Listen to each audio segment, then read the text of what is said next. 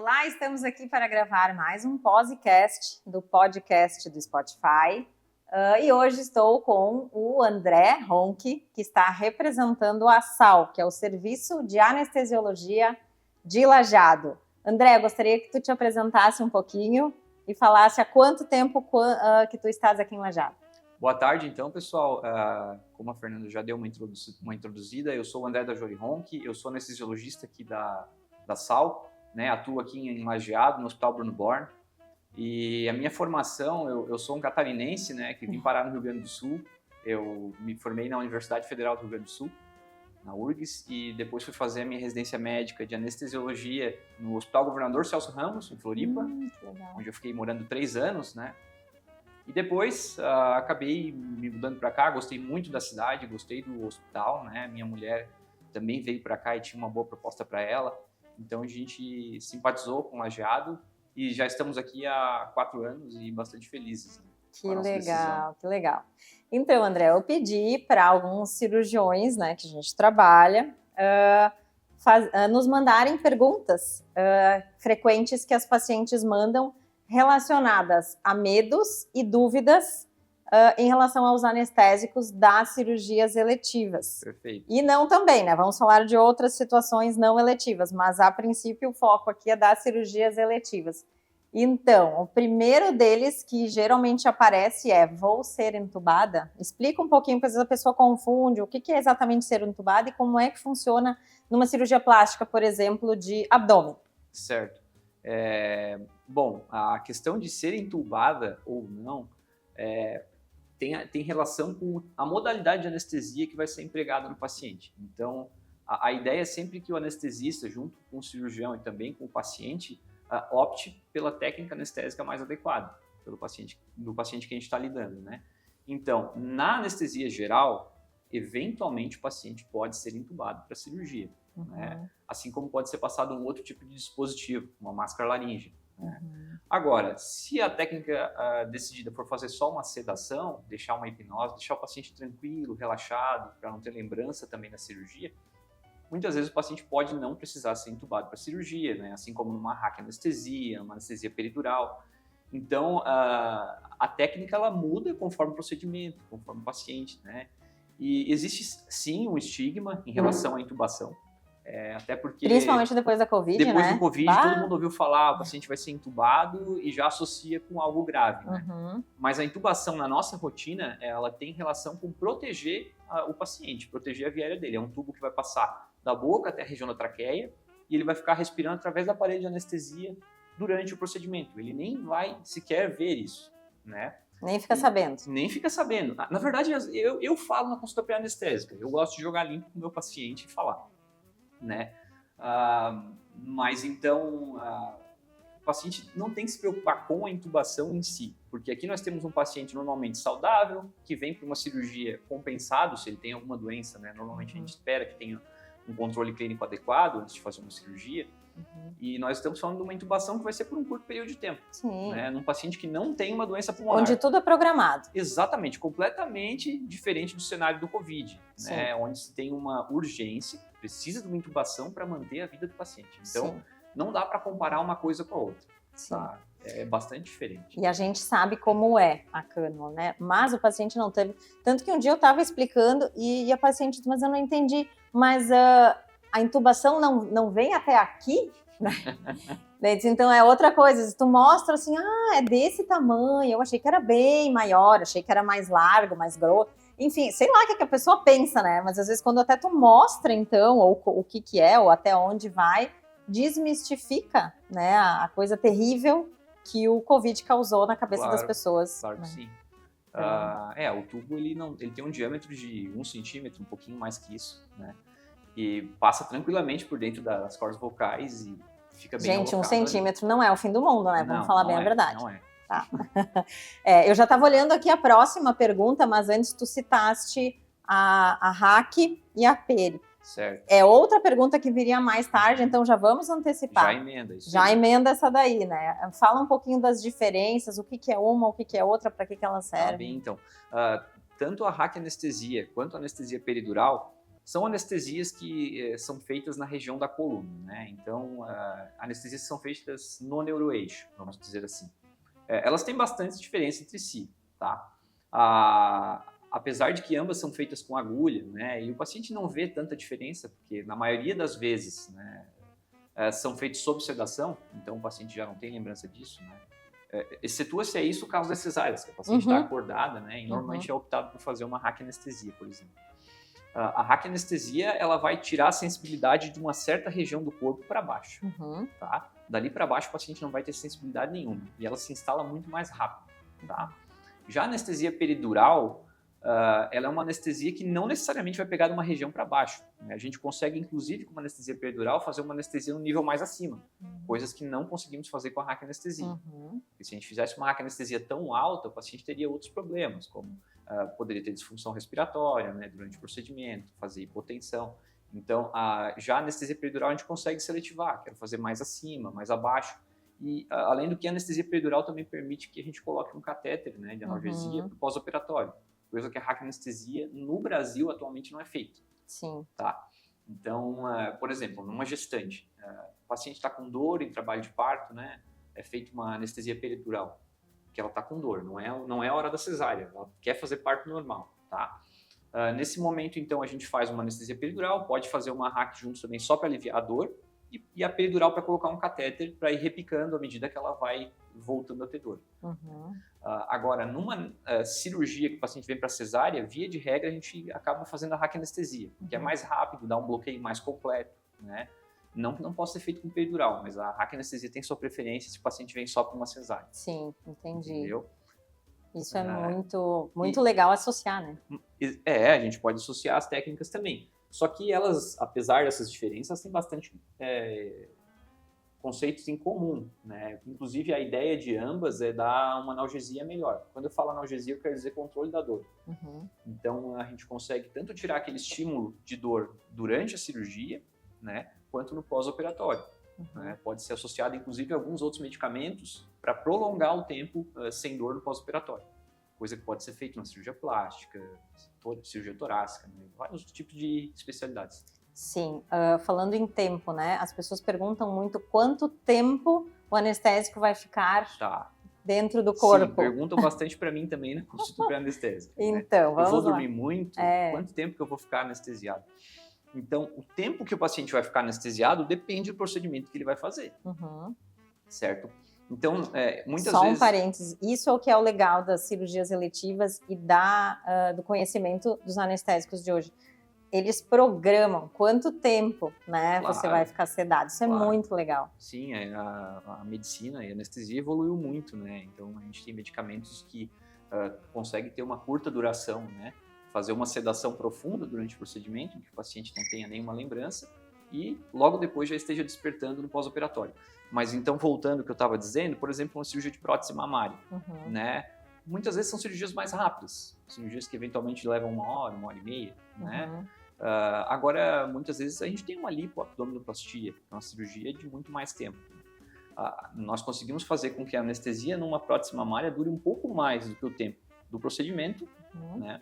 Então, muitas vezes o paciente 10, 15 minutos depois que acabou o procedimento já vai estar despertando. Que é o que a gente precisa na prótese de recuperação rápida, né? Isso aí. A gente precisa do paciente desperto, né? Imobilizando, de preferência. Né? Já coordenando movimentos, enfim, então A cirurgia mais longa pode ser que tenha uma duração um pouco maior para acordar, mas não necessariamente vai ser uma duração muito prolongada, né? Não quer dizer. Isso depende muito do tipo de anestésico que o anestesista vai optar por usar. E, via de regra, são anestésicos que permitem que, questão de meia hora depois, no máximo 1 hora depois, o paciente vai estar bem esperto já na sala de recuperação. Mas então, assim, a queda de cabelo que o paciente teve 3 meses depois da cirurgia, não tem mais nada agindo, né? Só pra gente confirmar. Realmente, os anestésicos, eles são metabolizados, né? Muitos deles são metabolizados pelo fígado, outros são metabolizados pelos rins, e os gases anestésicos, por exemplo, que são usados, eles nem chegam a ser metabolizados, eles são eliminados já pela via respiratória, né? Então, a duração deles, via de regra, não passa de um dia, duração clínica. Outros passam até, dependendo do tempo que foi feita a infusão, né? que são também anestésicos que são evitados, por exemplo, num cenário só de cirurgia, que o paciente vai para casa logo depois, tá? Justamente para a gente poder ter um despertar mais precoce. E mais tranquilo também, né? Claro.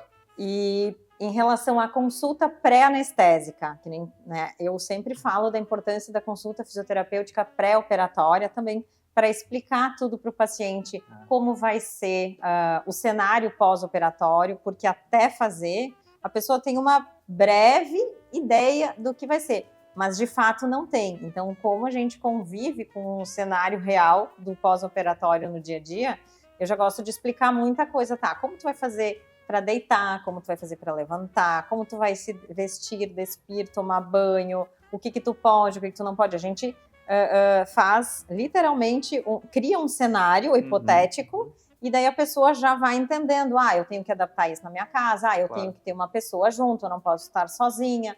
Enfim, então ela já vai preparada. Com certeza. E quando o paciente está mais preparado, justamente nas eletivas a gente consegue fazer isso, né? Mas quando o paciente está preparado pelo que ele vai passar, pelo que ele vai enfrentar, tudo fica, me parece, muito mais tranquilo, tanto que as pessoas relatam isso pra gente também, né? Eu sabia que ia ser assim, então eu estava tranquila. Isso aí. Bom, o paralelo ele existe com a consulta pré-anestésica, muito parecido com o que tu falou da tua consulta pré. Então, a consulta pré-anestésica é o momento da gente conhecer o paciente, né? Saber os medicamentos que ele faz uso, se ele tem algum tipo de alergia, experiências anteriores que ele já teve com outras anestesias, tá? Justamente para a gente poder direcionar a técnica mais adequada para aquele paciente. Tá? E também, além disso, serve para instruir os pacientes, também desmistificar algumas coisas sobre anestesia, já explicar a ele o que vai ser feito na hora da cirurgia, explicar que nós vamos estar com ele do início ao fim do procedimento. Então, é um momento para tirar todas as dúvidas em relação à anestesia, né? Que muitas vezes são muitas. Tem pacientes que chegar com eventualmente com uma lista para a gente. Acredito que isso acontece. Para mim também. Falando em lista, deixa eu ver qual que seria a próxima pergunta. Todas as plásticas têm anestesia geral? Antes tu já falou um pouco sobre isso, né? Porque eles logo perguntam. E daí com isso também já dá para entrar na próxima pergunta, que é a diferença entre o analgésico, a analgesia, o bloqueio, né? E como fica a pessoa fica em algumas acordada ou não? Tem como optar por fazer isso? Tá. Bom, então, da anestesia geral, então não necessariamente vai ser feita uma anestesia geral, né? Quando é feito o procedimento, como eu já disse, uma prótese mamária, muitas vezes a gente faz apenas com sedação, né?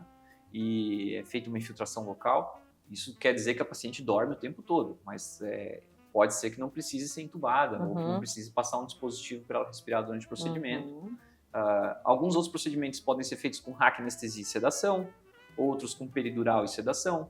Né? Ou também pode ser associado uma peridural com uma geral, só anestesia geral, né? Isso vai depender, claro, da expertise do anestesista, do que ele deseja para aquele paciente, né?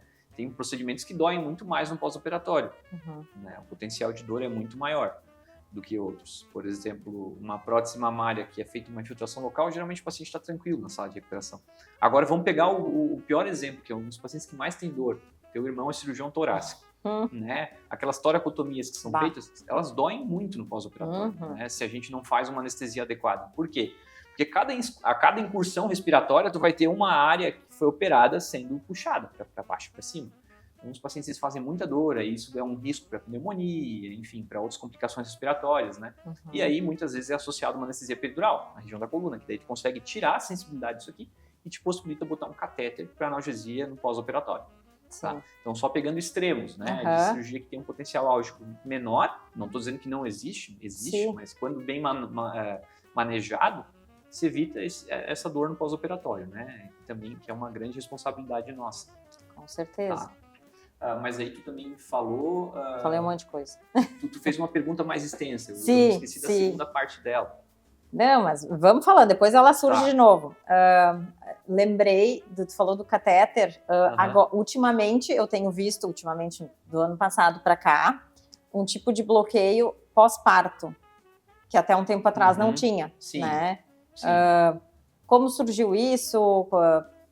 Vocês têm pareceres das puérperas, assim, olha, né, tipo, a minha primeira cesárea, que eu não tive isso, realmente meu pós-operatório foi assim, agora na segunda eu fiz o bloqueio, realmente senti diferença. Vocês têm esse feedback ou vocês não chegam a ter? Sim, tem os colegas que fazem bloqueio, que gostam de fazer, muitas vezes relatam, né, o paciente teve melhora, apesar de que ainda é algo subjetivo, tá? Objetivamente não tem um grande estudo que diga que vai melhorar. Mas sim, a gente consegue ver algum grau de diferença na analgesia no pós-operatório. Esses bloqueios, por exemplo, esse da cesárea, que são feitos na parede abdominal, guiado por ultrassom, né? Ele não exclui a necessidade de uma raquianestesia, por exemplo. Sim. Tu vai precisar da raquianestesia, que é anestesia cirúrgica. Né? Tanto que eu não sei se eu esclareci, essa é feita pós-parto. Pós-parto, ainda na sala depois que já foi feito curativo cirúrgico, né? Então ela é um complemento, ela é um adjuvante para melhorar o controle da dor no pós-operatório, tá? E isso está sendo cada vez mais usado em anestesia, né? Os bloqueios periféricos, então bloqueios guiados por ultrassom, podem ser feitos direto de bloqueio de nervo, né? Então, por exemplo, a gente consegue bloquear um nervo ciático na perna, consegue bloquear o plexo braquial do membro superior e tirar completamente a sensibilidade daquele braço, tá? E esse tipo de bloqueio que é usado na cesárea, que é, por exemplo, o bloqueio quadrado lombar ou o do transverso do abdômen, né, que é o TAP block, esses bloqueios eles servem então para ajudar no controle da dor no pós-operatório e a gente não está bloqueando diretamente um nervo, diferente do plexo braquial e do ciático. Ele está sendo depositado num determinado compartimento que ele vai se dissipar e vai acabar pegando algumas terminações nervosas, mas não está direcionando um único nervo. Né? Então, sim, cada vez mais usado, até porque é pouco invasivo, né? E dá um benefício grande. Tá? Legal. Isso também é usado em cirurgia plástica, por exemplo, mamoplastia pode ser feito, né? Um bloqueio da região do plano serrátil, né? Ou o peitoral, né? O PEX2, o PEX1, o eretor da espinha, são bloqueios também guiados por ultrassom que podem ser usados. Bem legal. E em relação às cirurgias de face, tipo, certo. Uma coisa é uma rítido, que é uma cirurgia maior, né? Um lifting facial, para as pessoas entenderem, e quando é, no caso, tipo, só orelha, só pálpebra, qual é a diferença, como funciona, como é feito? Certo. Então, a primeira grande diferença é o trauma cirúrgico, né? Ele é muito menor, é uma cirurgia menor, então a recuperação acaba sendo mais rápida. E também a nossa anestesia vai ser de uma duração inferior, logicamente, né? Cirurgias de otoplastias, por exemplo, né? Muitas vezes são feitas ainda em crianças, tá? Adolescentes. Muitas vezes o cirurgião faz com anestesia local, sem o anestesista junto, né? Claro que a gente prefere quando a gente está junto. Então, tem que vender meu peixe aqui, né? Até porque é uma criança, né? E muitas vezes não gosta daquele negócio de ter uma agulha, de ter alguém mexendo, sabe? Que vai ter sangue ali. Então, a anestesia, ela te permite, por exemplo, uma criança, fazer ela dormir o tempo inteiro no procedimento, com segurança, e despertar logo depois, né? Uma blefaroplastia, muitas vezes são cirurgias que também são mais rápidas e podem ser feitas com sedação, tá? Eventualmente pode ser feita anestesia geral, passado uma máscara laríngea, né? Então, é sempre levado em consideração onde que o cirurgião vai operar também, né? Porque a gente não pode ter um tubo atrapalhando, por exemplo, fixado aqui para baixo numa retidoplastia. Né? Nas cirurgias ortognáticas, então, né? Também cirurgia ortognática também. Muitas vezes eles pedem até para ser feita uma intubação nasal, né? Para o tubo ser passado pelo nariz. Não é para se preocupar com isso, porque também é feito com o paciente dormindo. Né? Isso aí. E quando acorda, não fica nem sabendo. Não, exatamente. Não, bem legal. E eu já vi também pacientes nas otoplastias, nas cirurgias de abano, paciente adulto, sim, conversando, né, tranquilo, porque ele tá num nível de sedação tranquilo, que a gente chama, né? Tá, não tá completamente desperto. A maioria dos adultos, né? Porque tem adultos também que tem, vai ser pego um acesso no braço com agulhas, passam bastante medo, né? Traumas relacionados a isso. Sim. E por isso também já a consulta pré-operatória, para vocês também identificarem isso. Ou o paciente que chega muito nervoso. Tipo, tava tranquilão, fez a cirurgia, fez a consulta pré-operatória anestésica, tava tudo bem. mas, sei lá, aconteceu uma situação que deixou ele muito tenso, muito nervoso, ele chegou no hospital numa situação de extrema ansiedade. Vocês fazem alguma coisa? Vocês recebem esse paciente de uma forma diferente? Sim, claro que sim. Tem que ser, o cuidado ele tem que ser direcionado para aquilo que o paciente precisa.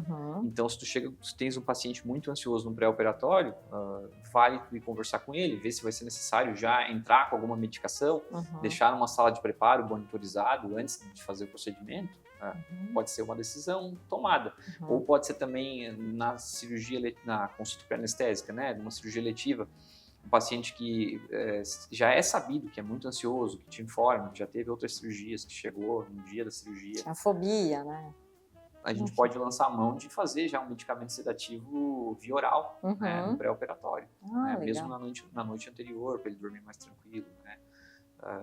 Então, a terapia ela tem que ser feita para aquele paciente, tem que ser direcionada para o que ele precisa. Né? Essa que é a ideia da medicina, né? Personalizar cada vez mais o cuidado. Que legal, isso é muito interessante. Mas tu tinha falado era da perda de cabelo antes. Isso, agora eu lembrei. Né? Que o pessoal pensa que ainda tem, isso ainda deve ser efeito da anestesia. Tá. Né? Então, não é diretamente um efeito da anestesia, pelo menos não tem fontes que comprovem isso, tá? Mas também nenhuma fonte diz, eu tenho certeza absoluta que não tem relação com o anestésico. Eles associam muito mais a magnitude da cirurgia que está sendo feita ao estresse envolvido e a resposta que isso vai gerar no indivíduo, né? E que a gente chama de estresse. A resposta é, na verdade, endócrino, metabólica, imunológica ao trauma. Né? Então, uma cirurgia grande gera uma resposta endócrino metabólica maior. É claro que a gente também tem papel nisso. A gente consegue diminuir a magnitude dessa resposta com uma anestesia bem feita, por exemplo, né? Ou com uma cirurgia por vídeo em relação a uma cirurgia aberta, né? Muitas vezes também tu consegue ter esse efeito. Então, o que se associa mais, por exemplo, à alopécia, depois de 2, 3 meses da cirurgia, não é diretamente ao efeito farmacológico do medicamento anestésico, né? Mas sim a essa resposta que vai ser gerada no indivíduo, de todo o processo, né? Do pré-operatório, da anestesia com a cirurgia e do pós-operatório, do tempo que ele vai ficar internado, né?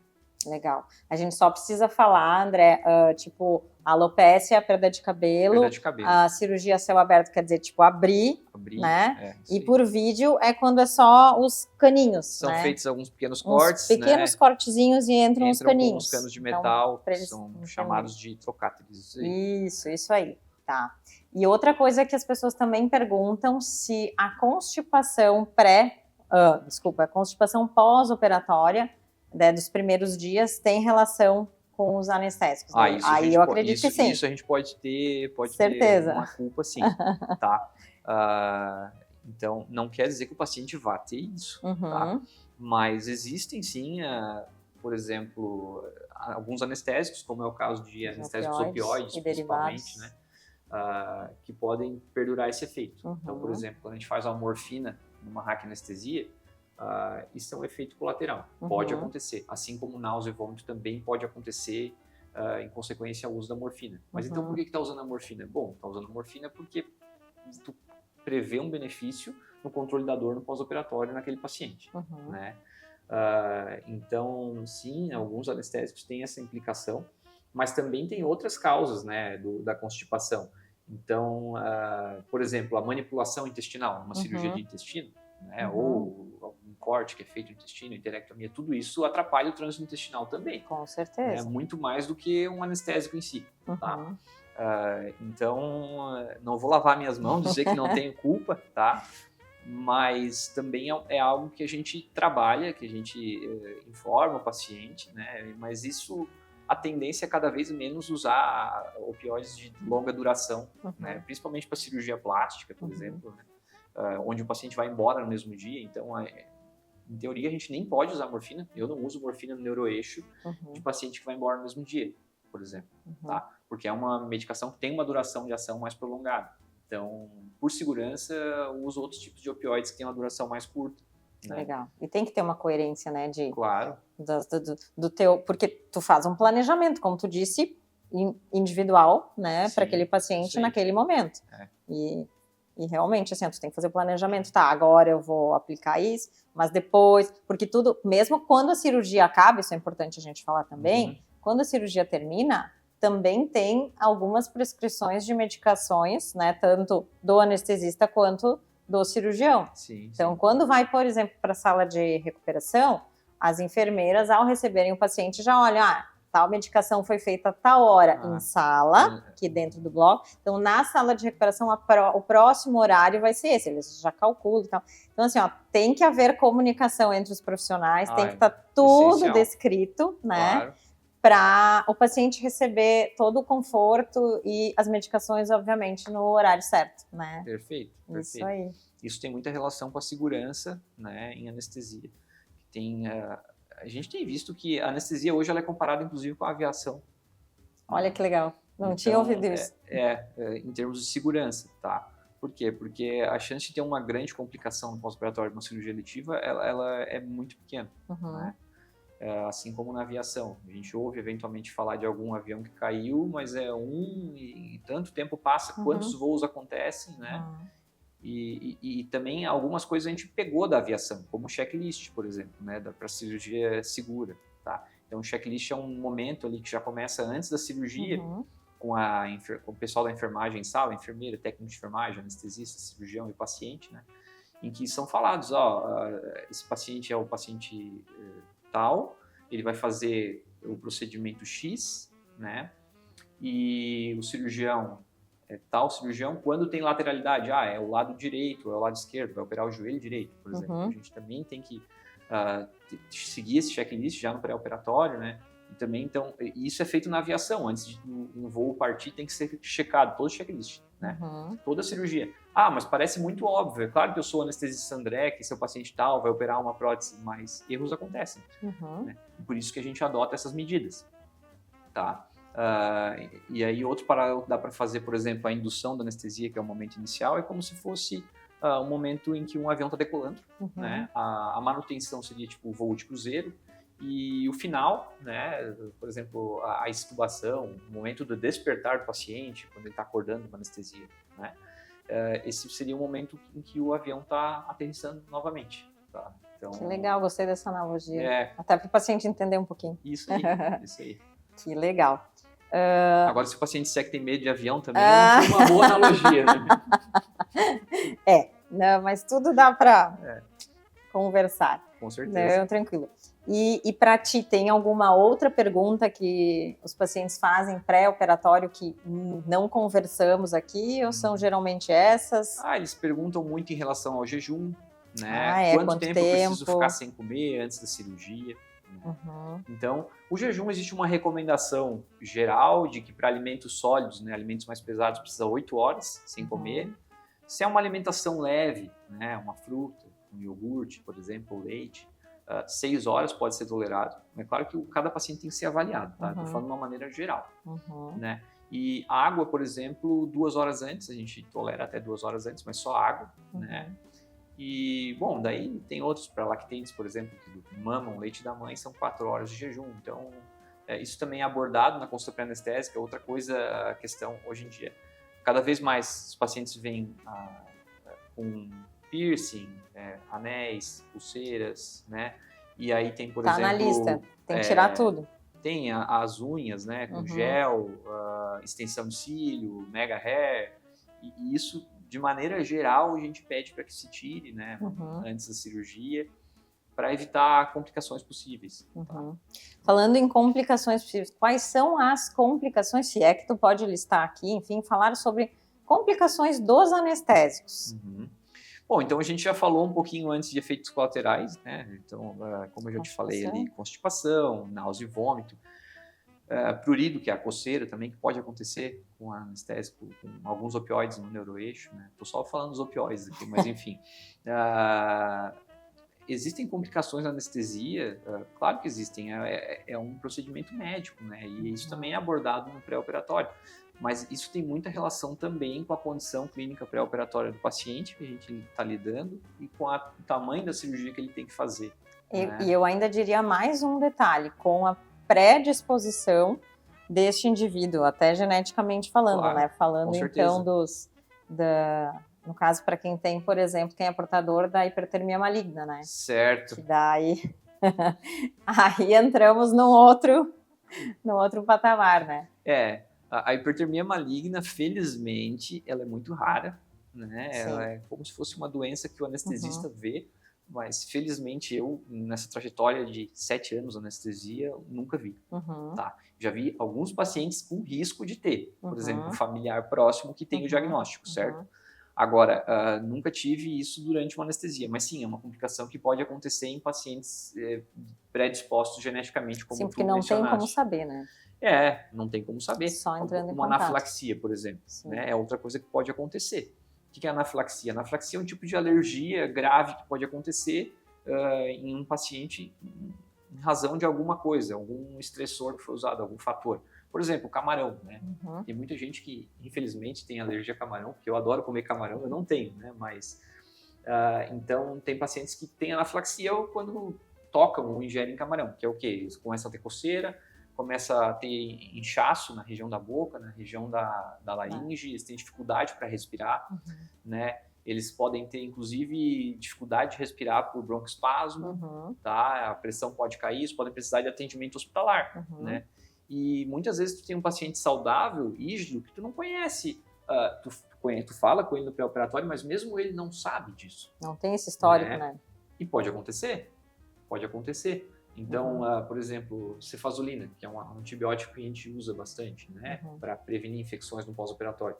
Tem pessoas que podem ter reação anafilática a isso. Muito poucas pessoas, mas tem. Né?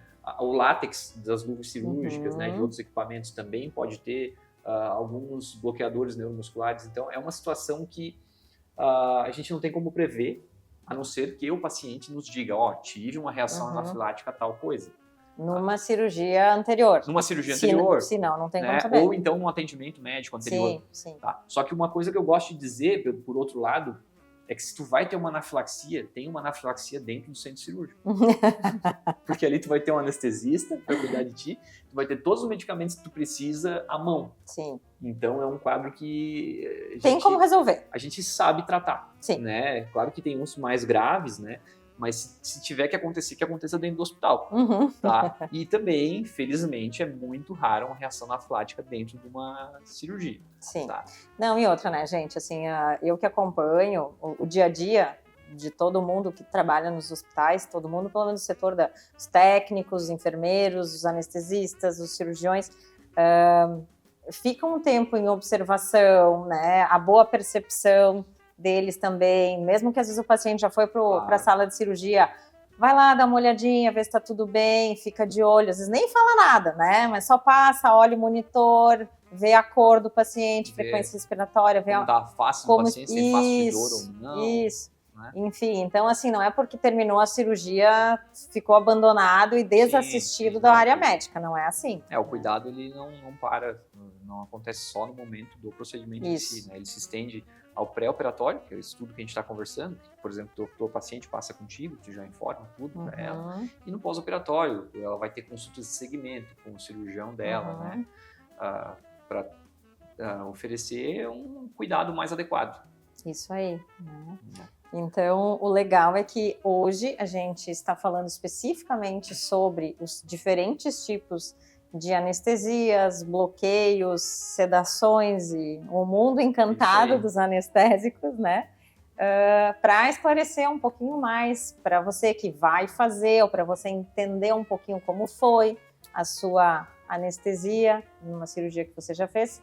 E quero agradecer muito, André, representando aqui toda a equipe da SAL, que se dispôs a vir e falar um pouquinho para você sobre todo esse mundo encantado dos anestésicos. André, muito obrigada, foi um prazer te receber aqui. Muito obrigado também por ter me recebido aqui tão bem. O café estava muito bom e eu acho que é sempre importante esclarecer aos pacientes sobre a anestesia também, né? Desmistificar um pouco e jogar limpo com ele, né? Explicar o que vai acontecer, como que vai ser feito, porque, como a gente já explicou, a anestesia é bastante segura, né? E ajuda muito, tem bastante relação com o prognóstico, então com a evolução do paciente no pós-operatório. Isso aí, muito obrigada. Obrigado também.